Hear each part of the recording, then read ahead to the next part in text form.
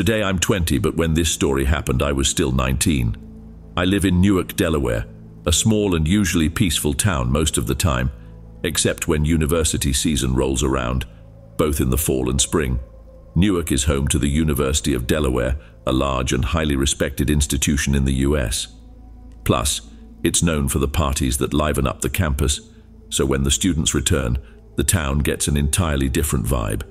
Anyway, I work as a bike delivery driver at Jimmy John's, where I still work while telling this story. This incident took place on a Tuesday or Wednesday night around springtime. It was either late April or early May, but I don't remember exactly. My usual shift was from 7 p.m. until 2 a.m. The Jimmy John's I work at stays open until 2 during the week and until 3 on weekends. That makes us one of the few places still operating in the city, apart from the bars, so it's normal for a bunch of drunk college students to show up to place orders. Needless to say, things can get chaotic. The deliveries would also start piling up, which was pretty annoying, but it also meant good tips, so I always pushed through. This was my last night on the shift, and when it was almost time to wrap up, around 2 a.m., one last order came in, and I was next in line to deliver it. That annoyed me since I just wanted to finish and go home to get some sleep. I swallowed my pride and accepted the delivery since I had no other choice. I knew that street by heart, so I knew exactly where to go. It's worth mentioning that the reason we do deliveries by bike is because the roads tend to get packed during university season, and bikes often allow us to make deliveries faster. I pedaled as fast as I could and reached the house in less than 10 minutes. I knocked hard on the door, but no one answered. I tried knocking again, this time harder, and still nothing. I got a bit frustrated, remembering that if no one showed up, I'd have to take the order back to the store, which would mean wasting my time with this delivery. I called the number on the receipt, but no one picked up. I was about to call the store when for the first time I heard a strange sound, like a rustling, coming from some bushes right in front of me, across the street. I thought it must have been the wind, but I decided to check anyway. When I looked, my stomach dropped and a strong feeling of dread washed over me. Across the street, I saw a dark figure, someone crouched in the yard of another house, hiding behind the bushes.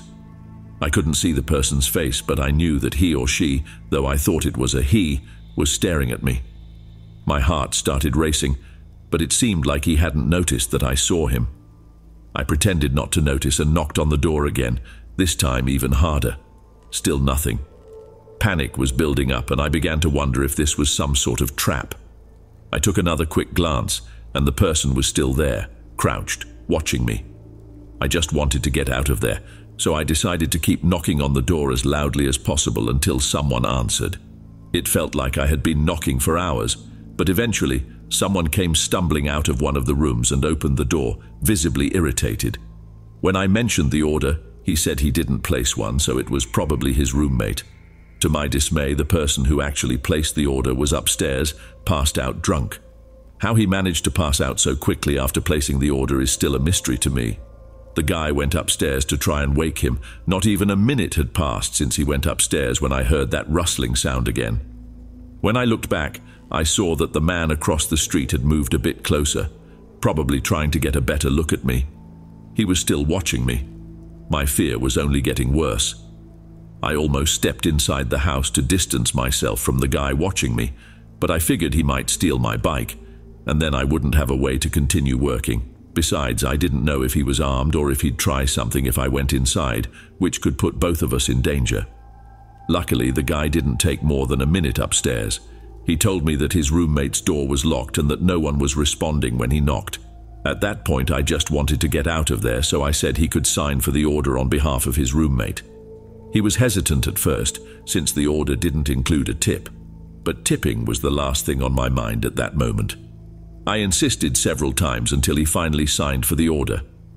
I handed over the package and muttered a quick, "Thanks." As soon as he closed the door, I ran to my bike and jumped on it, ready to get out of there as fast as possible. But just as I put the kickstand up, I heard the man jump out from behind the bushes. I quickly turned left and saw that the man was now running toward me. I managed to see that he was wearing what looked like jeans, boots, and a black hoodie, with the hood covering his head, and from what I could tell, a mask on his face, as I could only see his eyes. And although I can't be certain, It looked like he was holding a blade in one of his hands. I knew I needed to act fast. I couldn't make a 180-degree turn because he would probably catch up to me before I could escape. To make matters worse, all the streets around the area ended in dead ends. My only chance was to take a bike trail nearby, even though it was unlit, and I didn't have a light on my bike. But I knew it was my only way out. I pedaled faster than I ever had down the completely dark trail, alert for any shadows or the sound of footsteps. Luckily, the trail wasn't very long, and I knew it like the back of my hand. Still, fear overwhelmed me, and every noise made me jump. I didn't see the man while I was on the trail, and fortunately I made it back safely to the store. I was hyperventilating like crazy, trying to process what had just happened. I didn't tell my manager or co-workers anything, and I didn't call the police since I couldn't get a good look at the man. I just grabbed my things, clocked out, and went straight to my car, putting the bike in the trunk, grateful I had decided to drive that night. I got home safely, with no one following me, and that was it. I never saw that man again. I don't know if he wanted to rob me or something worse.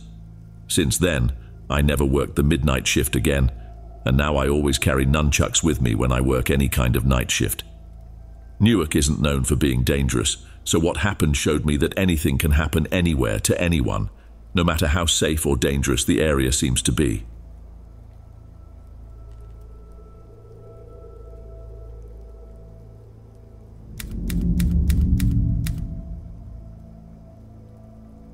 I used to make deliveries for Uber Eats for a while. During that time, I was struggling to pay off my student loans, so I worked hard to earn as much money as possible. I was still living with my parents at that stage. One night, I picked up an order from a fast food restaurant in Wilmington, North Carolina, and went to deliver it to a house about 20 minutes away. I preferred making these late-night deliveries because the pay was better and I could drive more since there was no traffic. At that moment, I was already on my way to the destination. I was leaving the busier part of the city and heading toward a quieter area filled with forests and farms. Most of the roads there were completely dark, and by that time there were almost no cars around. I left the main road and turned onto a side street marked Dead End. That was where the directions led me to the address of the order. I ended up at the last house on that street. The lights in almost all the small houses along the way were off, leaving everything in complete darkness, including the house where I was supposed to make the delivery. I left the car headlights on to see something and avoid tripping over anything on the way. I used my phone's flashlight to guide me to the front porch of the house. I'm not exaggerating when I say there wasn't a single light on. The tall grass brushed against my legs as I made my way to the front door. It felt strange. I pressed the doorbell, but I didn't hear anything, so I knocked on the door. The customer had chosen the contact delivery option, which meant I had to deliver it in person to him or her. I sent a message to the customer letting them know I was at the front door and asking if they could confirm the address. They read it immediately and replied, "Give me a second." I just replied, "Okay." They read it again. I stood there in the dark, looking at the windows of the house, hoping some light would turn on inside. In my head, all I could think was, there's no way this is the right place. I insisted, asking if they could type in their address. I saw that they started typing, but it took a while for them to respond. "I see you. You're at the right house."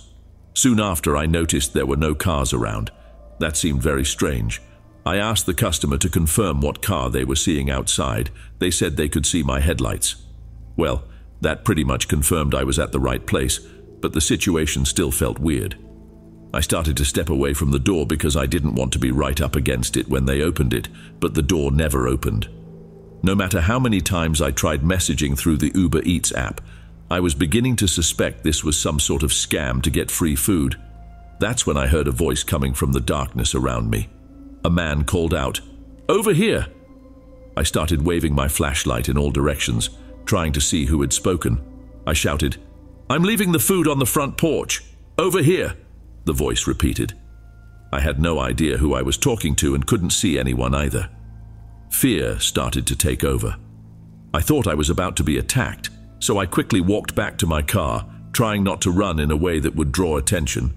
When I finally reached the car, I heard that unmistakable sound of air escaping, the sound of a flat tire. I looked quickly and saw that both tires on the left side had been slashed and were losing air. At that moment, I assumed the ones on the right side must have been damaged too. I got into the car as fast as I could and locked the doors. On the dashboard, all 4 tires were showing low-pressure alerts. Panic began to set in. I didn't know if I should call the police and wait in the car or run through the darkness to a nearby house. I was almost deciding on the second option. I turned off the headlights, ready to leave, when I realized there was someone standing outside my window. I let out a desperate scream and quickly realized there were at least 4 people surrounding the car, 1 at each window. They were all wearing masks covering their faces. I was surrounded. One of them yelled for me to get out of the car immediately. I didn't know if any of them were armed, but I was sure that if I tried to start the car and drive off with all 4 tires flat, they would have killed me before I could get away. I shouted through the window, asking if they just wanted to rob me, and one of them replied that if I handed over everything I had, they would let me go. I agreed, unlocked the door, and the next moment, the man outside opened the door and violently pulled me out. From then on, I was beaten and kicked by at least 3 of them. They took everything: my smartwatch, my shoes, my wallet, my phone, and even some things that were in the glove compartment.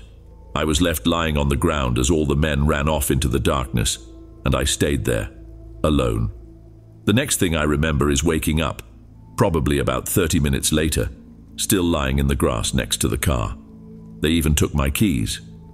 I managed to get up and walk toward the closest source of light I could see, a small house at the end of the street near the main road. I rang the doorbell several times until someone answered from the other side of the door. I said, "I've been robbed and injured, I need to use a phone." Luckily, the woman was understanding and let me use the phone to call the police and then the roadside assistance to tow my car. Finally, I called my dad. When the police arrived, I went back with them to the place where my car was, and they conducted a brief investigation, gathering all the information I could provide. After the tow truck took my car, my dad arrived to pick me up and take me home. We left as soon as the car was towed away. The last location of my phone was recorded on the street where everything happened, and it hasn't been turned on since that night, which probably means they destroyed it. The next day, I gave more information to some detectives about my Uber Eats account, and they quickly tracked the customer's account to a guy named Derek. Long story short, he claimed he had lost his phone and wallet, and whoever found or stole them was the one who used his account to order the delivery with the intent of robbing me. What I'm saying is that the person who did this ended up getting away with it. The house where they set it all up was an empty, for-sale house. My car's tires were covered by insurance, but the rest of my losses I had to cover on my own. It was an expensive and painful lesson, but also a valuable one. I'll never be that naive again in a situation like this. I didn't make deliveries for a few months, but eventually I went back, only now I only do it during the day.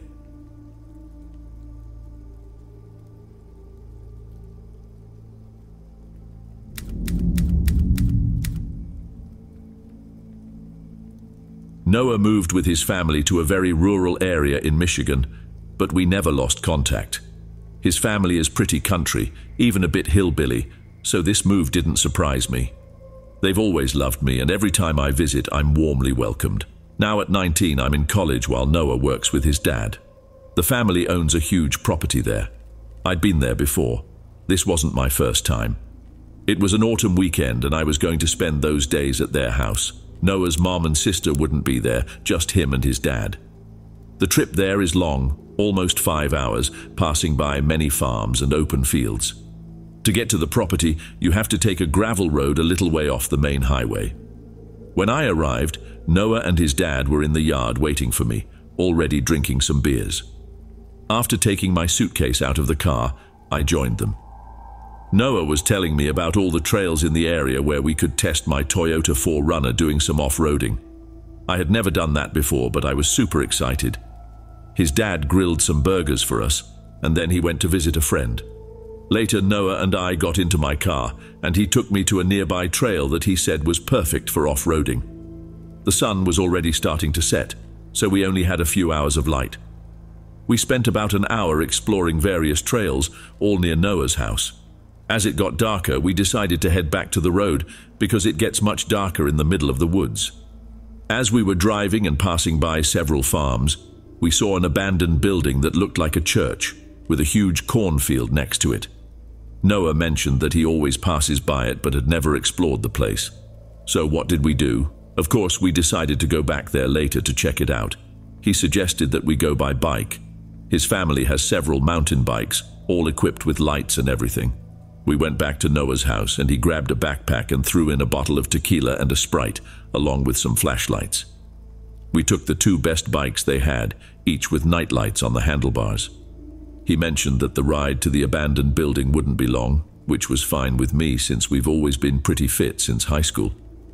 When we got there, it was already pretty dark, and that's when the flashlights came in handy. The grass around the place was quite tall too. We looked around to make sure no cars were passing by before entering the property, just as a precaution. We hid the bikes a bit inside the cornfield so no one would notice. There was still enough light outside to walk around without turning on the flashlights. We wanted to be discreet and not draw too much attention. We were thinking about taking some cool pictures of each other to post on Instagram if we could find a way inside the building. The place was definitely an old church. The shape of the windows made that clear. We looked through one of the windows, but it was too dark to see anything inside. I asked Noah to pass me a flashlight. When we turned on the light, everything changed. We could now see inside. We both noticed something strange on the benches. It looked like the head of a person slumped over, sitting with their back to us. Noah commented that it must be a mannequin since it was completely still. We made a joking bet. He thought it was a mannequin, and I bet it was some drunk person sleeping. We went to the front door and saw that it was completely boarded up. Noah shook the door just to test it, but there was no way to open it. He laughed, saying this proved he had won because a homeless person wouldn't have been able to get in. I said, "Hold on, let's check out some other windows, maybe we can get a better view." We walked around to the other side of the church to a window that gave us a better angle of what we saw earlier. But when I shined the flashlight again, whatever had been on that bench had simply disappeared. I told Noah he owed me money because I was right, but I'll admit it gave me a serious chill. He asked, "So, where did it go then?" I started shining the light around until we both saw it at the same time and jumped. The man was standing just to the left of the window inside, staring right at us. He definitely didn't look like a homeless person. We bolted back to the cornfield. We frantically tried to find the bikes but couldn't. It was so dark now that we avoided turning on the flashlight so as not to draw attention. Suddenly, we heard a noise coming from the church. It sounded like a door slamming. Noah told me to stay quiet because he heard something in the cornfield, like someone was pushing through the plants while walking. Then, out of nowhere, everything went silent. Total silence. Not even a breeze. The plants were completely still. We stayed frozen, crouched down, too scared to move. We stayed like that for what felt like an eternity until Noah whispered, "Which way did we leave the bikes?" And that's when we heard the plants being pushed just a few meters away, as if someone was running toward us. I shouted, "Run!" And we dashed through the cornfield, with the plants hitting my face as we ran. At some point, we emerged from the cornfield and ran across an open field, heading straight back to the road. No one was chasing us anymore. Noah called his dad right away, and he came to pick us up. He's not the kind of dad who gets mad about trespassing or drinking or anything like that. Actually, he was more annoyed that we had left the bikes behind. But he agreed we did the right thing by dropping everything and running. The next day, he took us back to that church, and he brought a gun with him just in case. We searched through the plants until we found the bikes and threw them in the back of his truck. As we were getting ready to leave, we took one last look at the church and saw someone in one of the windows. It had to be the same person. I think when they realized we saw them, they moved away from the window in a really creepy way. Noah's dad said, "Let's get out of here," and you could tell it really shook him, and for something to scare Noah's dad, who's pretty tough, it had to be serious. After that, we went to a barbecue restaurant, ate a lot, and had some drinks. Later, Noah's dad called some number in town to let them know that there was someone in that abandoned church. At least we did our part, and they were informed. Now, who knows if that man is still hiding in that church or who he really was after all.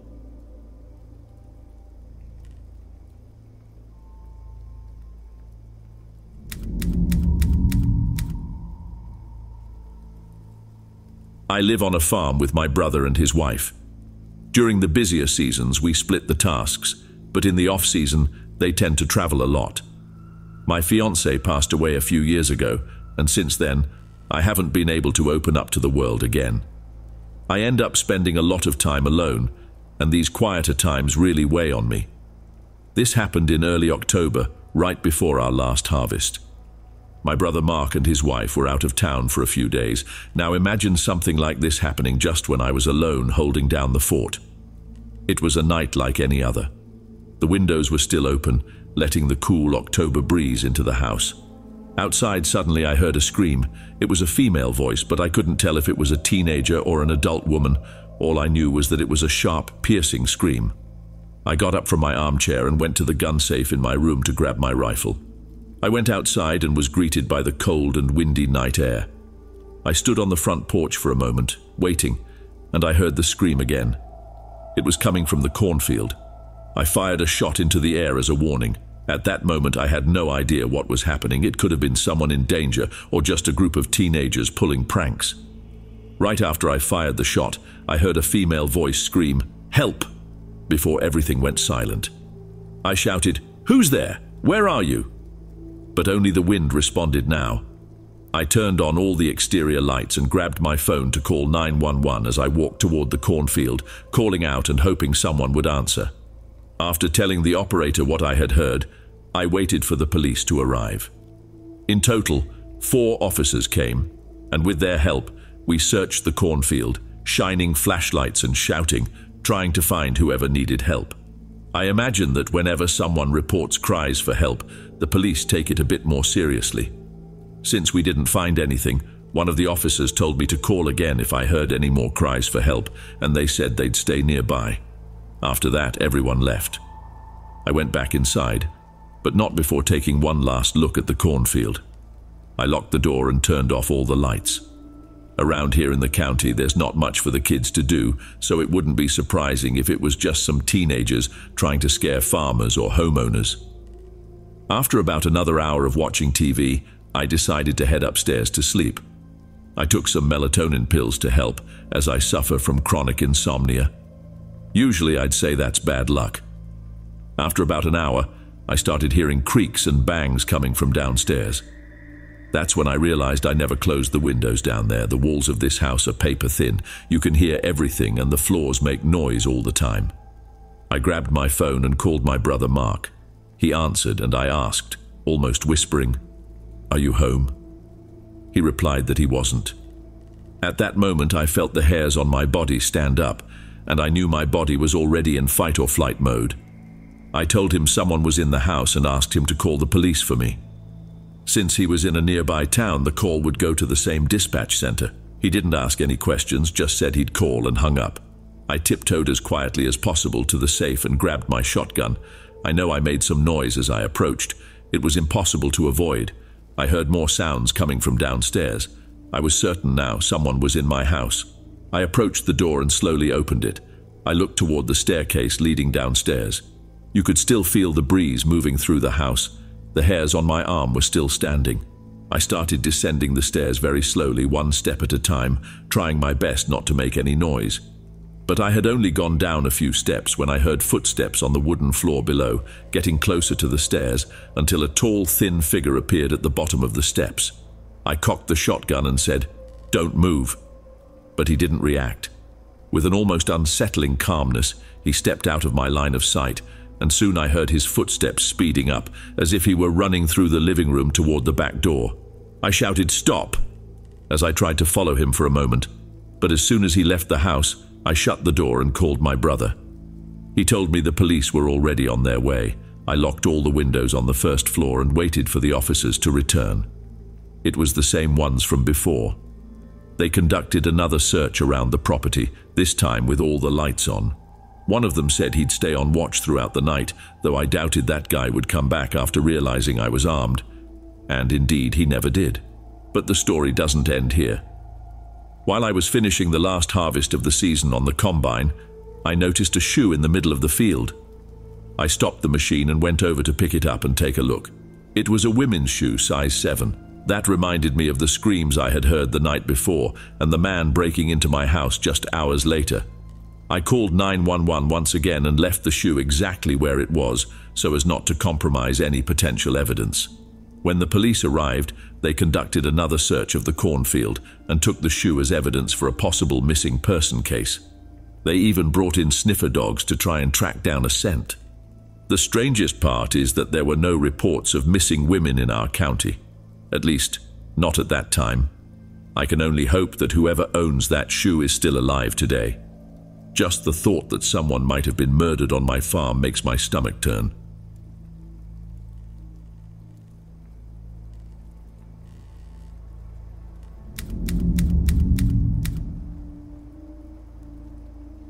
When we were kids, our family had a special place to spend vacations in Hollywood, South Carolina. And when I say our family, I'm referring to myself and my 3 siblings. As for that vacation place, well, it was actually a 3-bedroom trailer. It wasn't anything fancy, but it was an important part of our childhood. And to this day, it holds memories that make us smile. Every time we left the main road and started seeing the surrounding farms, we knew we were almost there. I'm the second oldest, and back then, I'd say we were 14, 12, 10, and 8 years old. The trailer was simple, but at least it had electricity. The TV was quite old, but it was enough to hook up our PlayStation and play for a while. We had been going there for so long that we had our favorite spots. A big playground at an elementary school where we'd play hide and seek, while our parents relaxed reading magazines, and a little convenience store that was one of our favorite places to hang out. We loved exploring the woods surrounding the property. The nearest neighbors were a decent walk away, but not far enough for our parents to worry about letting us go. That was the first year our youngest brother, Todd, was allowed to explore with us, while our parents stayed at the trailer. We took a different path, one that veered off the end of the main road. It's worth mentioning that hardly any cars passed by there, since our trailer was at the end of a long road that ended in a dead end, so the only traffic came from the few people who lived there. There was always this house with a somewhat sketchy-looking farm on top of a hill overlooking the road. Curiously, in all the years we'd been there, we had never seen a car parked there. The house was surrounded by a small cornfield, suggesting that someone lived there, but the strange thing was, we never saw anyone. No car, no person. Among the trees around the property, the 2 buildings, the barn, and the cornfield, we realized that this place was perfect for a game of hide and seek. The sun was already shining in the sky. We decided that Alex, our older brother, would be the first seeker, and we'd follow the order from oldest to youngest.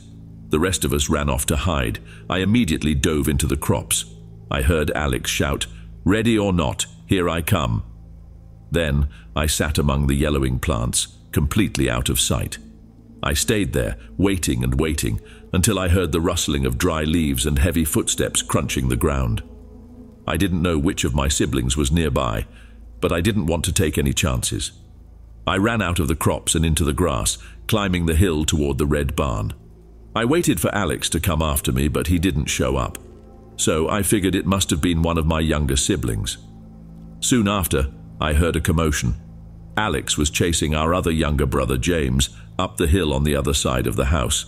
The 2 of them were running, laughing and shouting. Alex caught him, and with that, James was out of the game.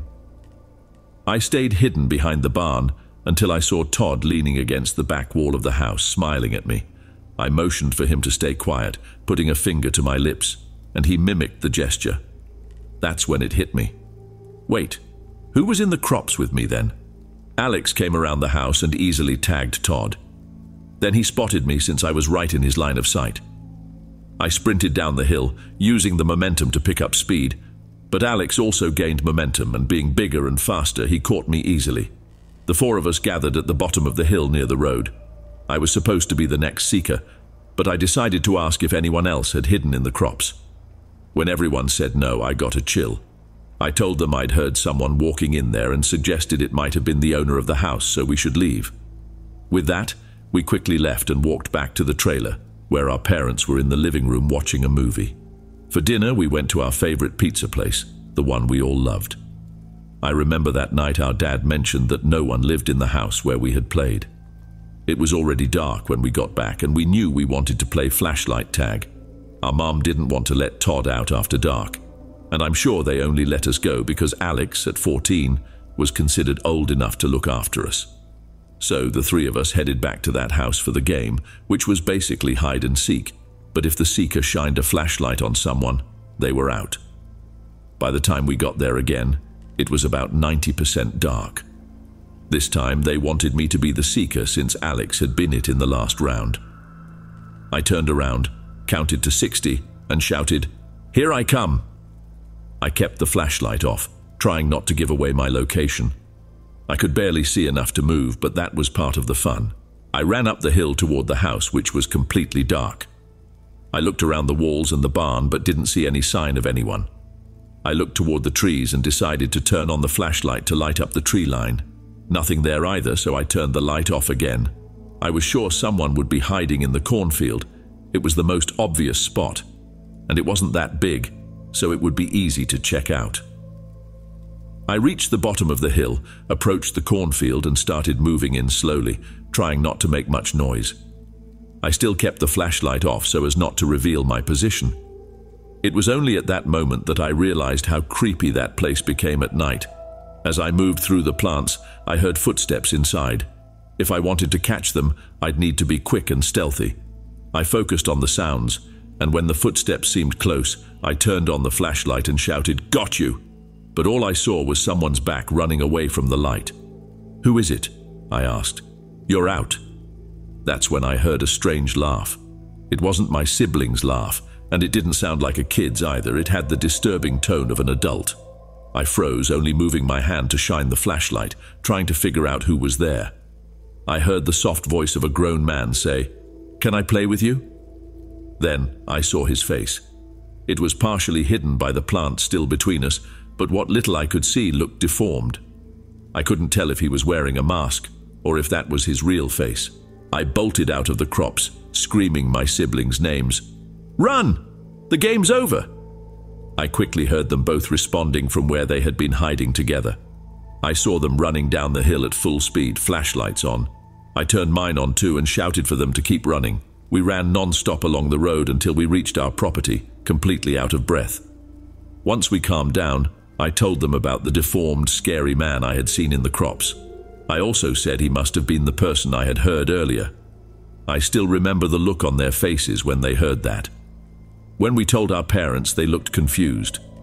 My dad didn't know what to say, and my mom was quick to make it clear she didn't want us leaving the property after dark anymore.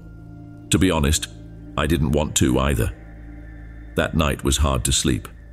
I kept thinking, what if that man is out there, hiding in the dark, watching through one of the windows? I know I scared everyone a little with my description of the man. I had no reason to make it up, and my parents knew that. Needless to say, we never went back to that house on the road again.